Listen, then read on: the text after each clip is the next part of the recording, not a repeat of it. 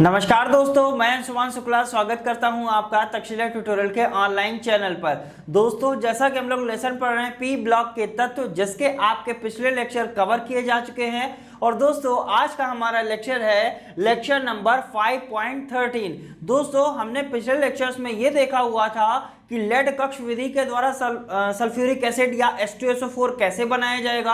आज हम बात करने वाले हैं संपर्क विधि के द्वारा सल्फ्यूरिक अम्ल का निर्माण। यानी हमने ये तो देखा था कि जब हम सल्फ्यूरिक एसिड बना रहे थे तो हमने वहां क्या किया था, सल्फर डाइऑक्साइड से हमने क्या किया था, सल्फ्यूरिक एसिड बनाया था। सल्फर ट्राइऑक्साइड से सल्फ्यूरिक एसिड बनाया था। फिर हमने क्या किया था, लेड कक्ष विधि से सल्फ्यूरिक एसिड बनाया था। आज हम बात करने वाले हैं संपर्क विधि के द्वारा सल्फ्यूरिक अम्ल का निर्माण। सो दोस्तों, जैसा कि आप हमारे पीछे फिगर बना हुआ देख रहे हैं, जैसा ही फिगर बना हुआ था लगभग लेड कक्ष विधि में हैवी फिगर था, इसी प्रकार से एक फिगर फिर बना हुआ है यहाँ पर। ये फिगर है आपका संपर्क विधि के द्वारा सल्फ्यूरिक अम्ल का निर्माण।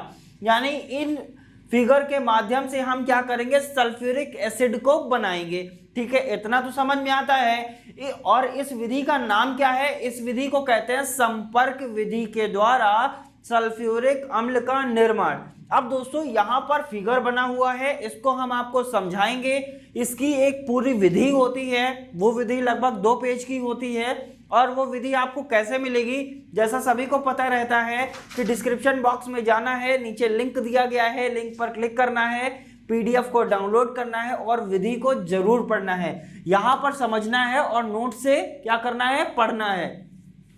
सो दोस्तों, बात करेंगे संपर्क विधि के द्वारा सल्फ्यूरिक अम्ल का निर्माण, जिसको हमने क्या किया गया है यहाँ पर, वेरी इंपॉर्टेंट। यानी ये वाला टॉपिक, जैसे लेड कक्ष विधि आपके लिए बहुत ज्यादा इंपॉर्टेंट था, उसी प्रकार से संपर्क विधि भी आपके लिए इंपॉर्टेंट है। संपर्क विधि लास्ट ईयर आ चुकी है, तो इस बार चांसेस हैं लेड कक्ष विधि आने के, लेकिन कुछ कहा भी नहीं जा सकता। हो सकता है संपर्क विधि एक बार फिर से दे दी जाए। तो दोस्तों, ध्यान क्या देना, संपर्क विधि को करना कैसे है, चलिए लेक्चर को स्टार्ट करते हैं और इसको समझने की कोशिश करते हैं।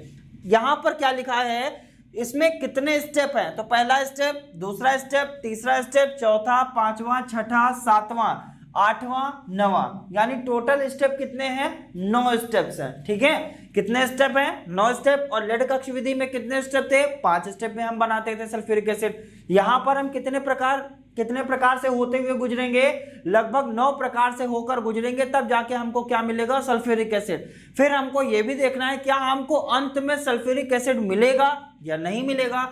लास्ट लेक्चर में हमने आपको यह बताया था कि संपर्क विधि का सिद्धांत क्या होता है, यानी संपर्क विधि से जो हम सल्फ्यूरिक एसिड बनाते हैं उसका सिद्धांत क्या है। तो सिद्धांत में हमने मेंशन किया हुआ था कि पहले हम किसकी रिएक्शन कराते हैं, सल्फर और ऑक्सीजन को प्रवेश कराते हैं, इतना तो पता होगा। पहले क्या करते हैं, सल्फर और ऑक्सीजन को प्रवेश कराते हैं। जब सल्फर और ऑक्सीजन अंदर जाते हैं तो वो किस में बदल जाते हैं, सल्फर डाइऑक्साइड में। फिर हमने क्या कहा था, ये सल्फर डाइऑक्साइड जो होती है वो फिर ऑक्सीजन से रिएक्शन करती है और ऑक्सीजन से रिएक्शन करके क्या बनाती है, सल्फर ट्राइऑक्साइड बनाती है। फिर हमने बोला था कि जो सल्फर ट्राइऑक्साइड होता है ये सल्फ्यूरिक एसिड यानी H2SO4 के साथ क्रिया करके क्या बनाता था, ओलियम बनाता था। और ओलियम का फॉर्मूला हमने लास्ट लेक्चर में क्या बताया था, H2S2O7। और हमने कहा था अगर आपको ओलियम से सल्फ्यूरिक एसिड प्राप्त करना है तो आप क्या करेंगे, आप ओलियम में जल मिला दीजिए। जैसे ही ओलियम में आप जल मिलाएंगे आपको क्या मिल जाएगा, 2 टाइम्स ऑफ H2SO4 मिल जाता था। ये सारी बातें दोस्तों कहां करी गई थी, ये सारी बातें आपकी लास्ट लेक्चर में की गई थी। यानी लास्ट लेक्चर में हमने ये डिस्कस किया था कि संपर्क विधि के द्वारा जो सल्फ्यूरिक एसिड बनाया जाता है उसका एक्चुअल में सिद्धांत क्या होता है। सो उस सिद्धांत को ही हम आगे बढ़ाएंगे और उन सिद्धांतों का उपयोग यहां पर कैसे किया जाएगा इसको भी हमको समझना। चलिए दोस्तों, स्टार्ट करते हैं। जैसे सिद्धांत की पहली रिएक्शन क्या थी, सल्फर और ऑक्सीजन आपस में क्रिया करते हैं और क्या बनाते हैं, सल्फर डाइऑक्साइड बनाते हैं। सो दोस्तों, सबसे पहला स्टेप जो है वो हमारा क्या है, पायराइट बर्नर। क्या है पहला स्टेप, पायराइट बर्नर। और बर्नर में क्या होता है, चीजें जलती हैं। यहां से क्या गया, सल्फर और ऑक्सीजन को अंदर प्रवेश कराते हैं। जब सल्फर और ऑक्सीजन अंदर जाती है तो यहां पर एक क्रिया होती है और सल्फर और ऑक्सीजन आपस में क्रिया करके क्या बना देते हैं, सल्फर डाइऑक्साइड। ये SO2 का मतलब क्या होता है, सल्फर डाइऑक्साइड। और यहां पर कुछ ना कुछ ऑक्सीजन भी होगा, ऐसा तो नहीं है कि ऑक्सीजन नहीं होगा। यानी यहां पर अब आपको क्या मिला, सल्फर और ऑक्सीजन ने आपस में क्रिया किया, क्रिया करके क्या बनाया, सल्फर डाइऑक्साइड बनाया। जो सल्फर डाइऑक्साइड बनाया है और उसके साथ भी क्या होगा, कुछ ना कुछ ऑक्सीजन होगा। यानी यहां से एक गैसीय मिश्रण आपको मिला, उसमें क्या क्या है, सल्फर डाइऑक्साइड है और ऑक्सीजन है। ये सल्फर डाइऑक्साइड और ऑक्सीजन यहां से होते हुए कहां जाता है, धूल कक्ष में जाएगा। धूल कक्ष के बाद कहां जाएगा, कूलर में जाएगा, फिर धावन कक्ष। ये कौन सा कक्ष है, इसको कहते हैं धावन कक्ष। इसको क्या कहते हैं, ये है यहां पर इसका लिखा हुआ है शुष्कन कक्ष। कैसा कक्ष है, शुष्कन कक्ष। ये कक्ष कैसा है, इसको बोलते हैं दोस्तों आर्सेनिक कक्ष, नाम ध्यान रखेंगे।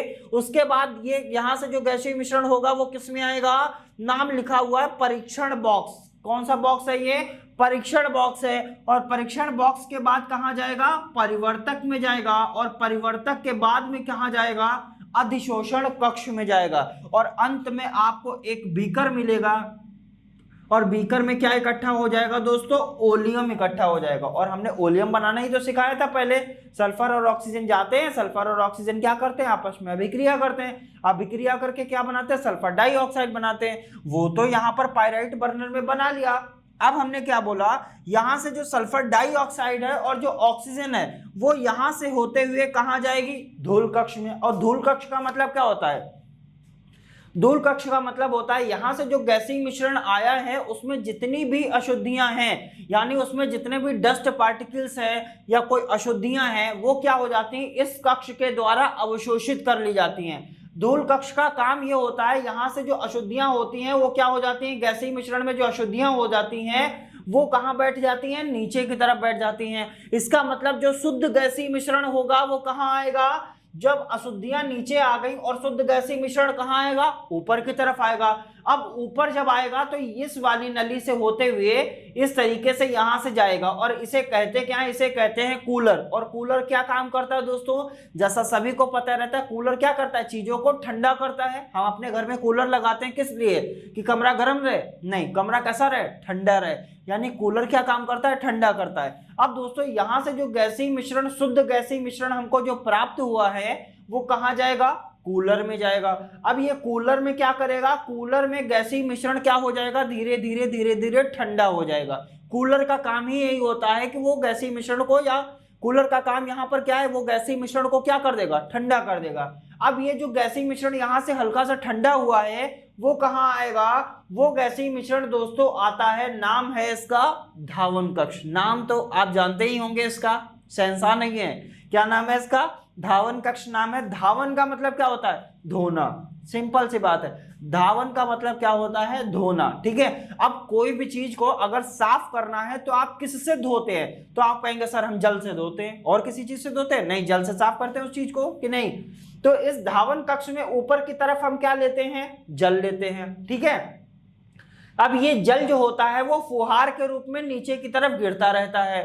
अब ये जल ऊपर से फुहार के रूप में नीचे गिर रहा है और यहां से गैसीय मिश्रण इसमें आया है। तो इसका मतलब क्या हुआ, गैसीय मिश्रण में जो और भी अशुद्धियां अभी जो बची हुई हैं वो जल की धारा के साथ मिल जाती हैं। और जब जल के साथ मिल जाती हैं तो वो जल के साथ कहां आ जाएंगी, नीचे की तरफ आ जाती हैं। और ये जो गैसीय मिश्रण में जो उपस्थित अशुद्धियां होती हैं वो जल की धारा के साथ मिलकर कहां आ जाती हैं, नीचे की तरफ आ जाती हैं। और ये अशुद्धियां यहां से क्या हो जाती हैं, बाहर निकल जाती हैं। इसका मतलब अब जो गैसीय मिश्रण बचा है वो आपका कैसा है, शुद्ध गैसीय मिश्रण है। क्या अभी पूरी तरीके से शुद्ध है या नहीं है, उसका शुद्धिकरण आगे भी हो जाता है। तो दोस्तों यहां से जो गैसीय मिश्रण आपको मिलेगा, गैसीय मिश्रण है अभी कौन सा, अभी केवल गैसीय मिश्रण सल्फर डाइऑक्साइड और ऑक्सीजन का है।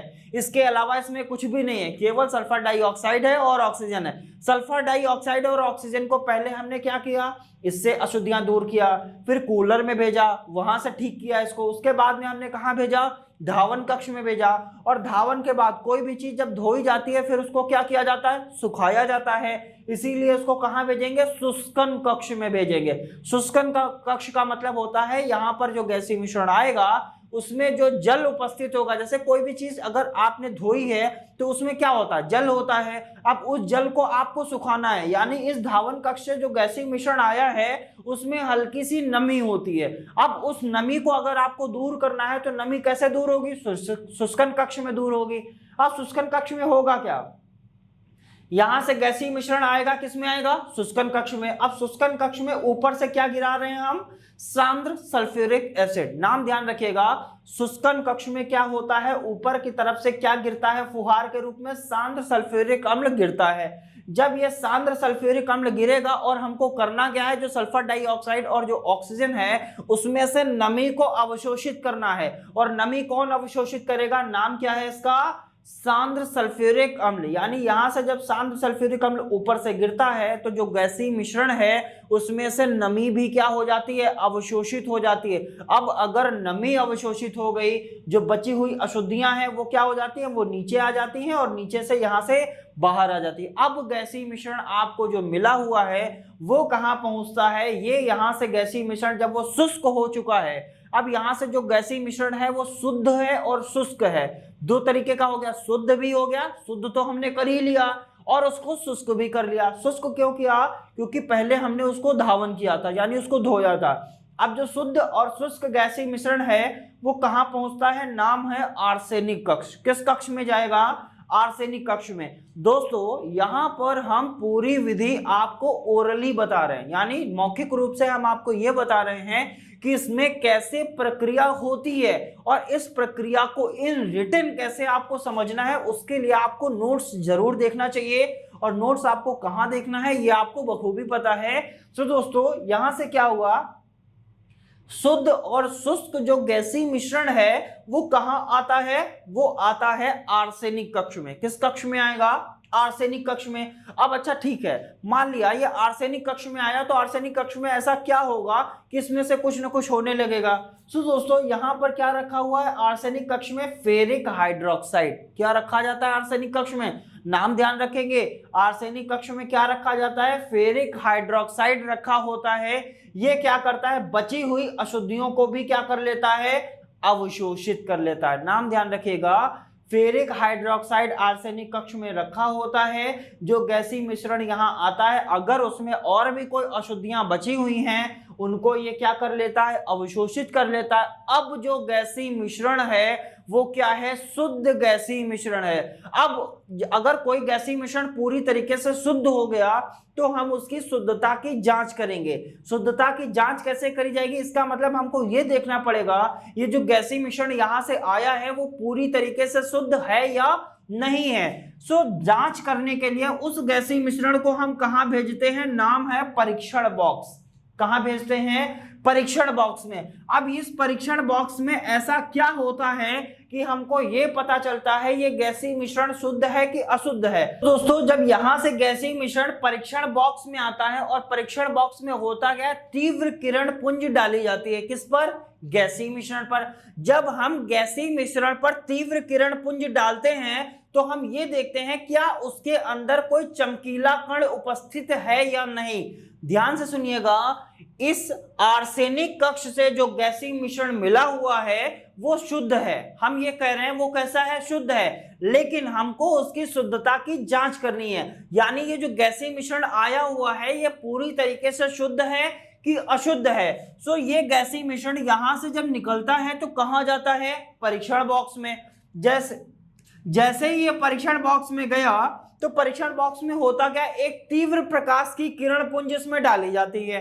तो जिससे हमको ये देखना होता है क्या इस गैसीय मिश्रण में कोई चमकीला कण उपस्थित है या नहीं है।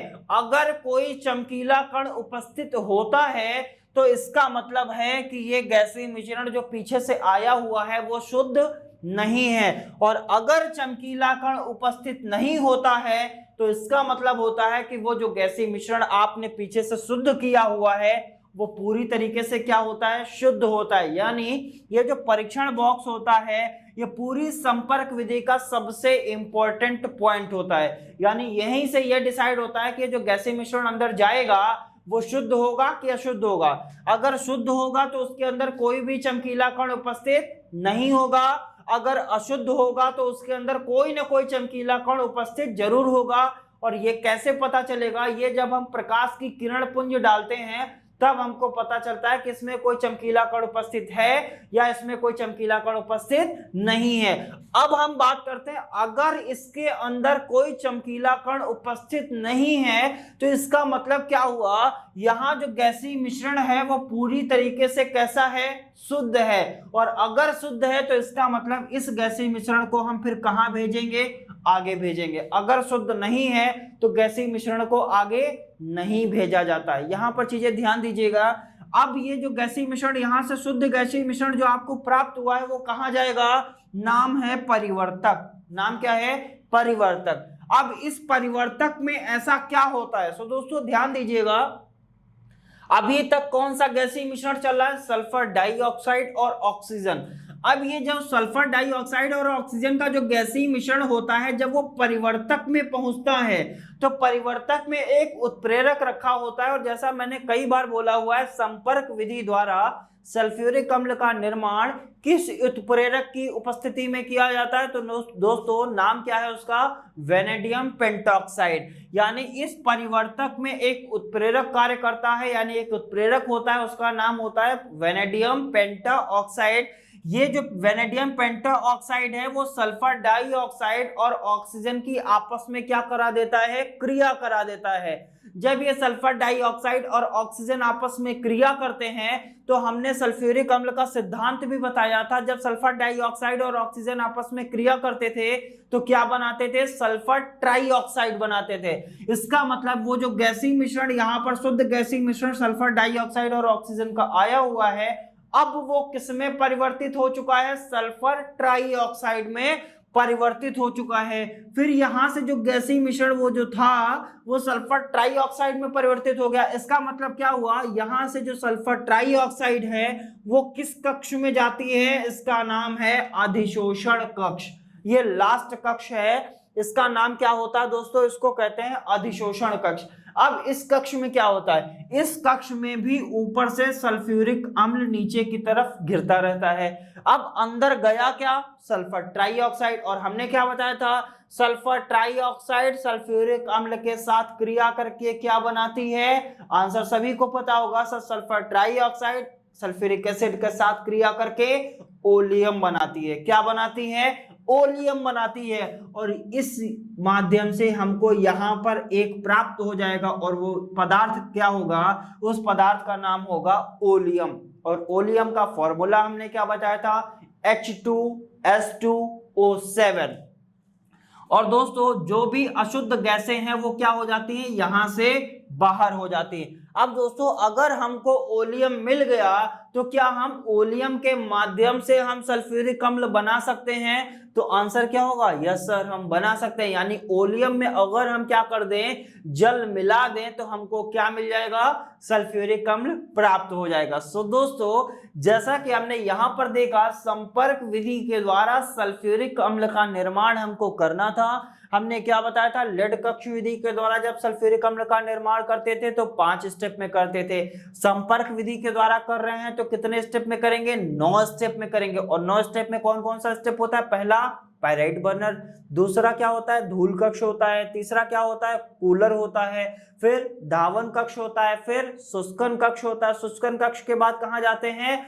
आर्सेनिक कक्ष में जाते हैं। आर्सेनिक कक्ष के बाद कहां जाते हैं? परीक्षण बॉक्स में जाते हैं। परीक्षण बॉक्स के बाद परिवर्तक में जाते हैं और परिवर्तक के बाद कहां जाते हैं? अधिशोषण कक्ष में जाते हैं। और दोस्तों इस तरीके से हम क्या करते हैं? ओलियम को प्राप्त कर लेते हैं। दोस्तों एक बार फिर से देख लेंगे इसको। अब दोस्तों हमने क्या बताया? सबसे पहले सल्फर और ऑक्सीजन जब यहां जाता है तो किसमें पहुंचता है? सल्फर और ऑक्सीजन जब परीक्षण बॉक्स में जाता है तो किसमें परिवर्तित हो जाता है? आंसर क्या आएगा सर? सल्फर डाइऑक्साइड में। यहां से जो सल्फर डाइऑक्साइड और जो बची कुची ऑक्सीजन होगी वो कहां पहुंचेगी? धूल कक्ष में। धूल कक्ष में अशुद्धियां क्या हो जाएंगी, नीचे बैठ जाएंगी।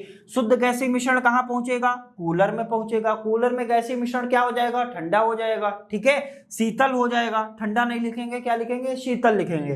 अब ये गैसीय मिश्रण कहां पहुंचा, धावन कक्ष में पहुंचा। धावन कक्ष में क्या हो रहा है, जल ऊपर से गिर रहा है। अगर कोई भी चीज में जल ऊपर से गिरेगा, इसका मतलब उसमें जो अशुद्धियां होंगी वो जल के साथ कहां आ जाएंगी, नीचे आ जाएंगी, और यहां से क्या कर ली जाएंगी, बाहर कर ली जाएंगी। अब जो गैसीय मिश्रण यहां से बचा हुआ है, गैसीय मिश्रण किसका है, सल्फर डाइऑक्साइड और ऑक्सीजन का। यहां से जो सल्फर डाइऑक्साइड और ऑक्सीजन का जो गैसीय मिश्रण बचा हुआ है वो कहां पहुंचेगा, शुष्कन कक्ष में पहुंचेगा। और शुष्कन कक्ष में क्या होता है सर, शुष्कन कक्ष में सांद्र सल्फ्यूरिक अम्ल ऊपर से बराबर गिरता रहता है। ये जो सांद्र सल्फ्यूरिक अम्ल बराबर ऊपर से गिर रहा है, इसका मतलब क्या होगा, ये इसके अंदर जितनी भी नमी होगी उसको क्या कर लेगा, अवशोषित कर लेगा। अब ये जो नमी यहां से अवशोषित हो गई तो शुष्क गैसीय मिश्रण कहां पहुंचेगा, आर्सेनिक कक्ष में पहुंचेगा। और आर्सेनिक कक्ष में बची हुई अशुद्धियां क्या हो जाती हैं, अवशोषित हो जाती हैं। किसके द्वारा अवशोषित होंगी, आंसर क्या होगा सर, फेरिक हाइड्रोक्साइड के द्वारा क्या कर ली जाती हैं, अवशोषित कर ली जाती हैं।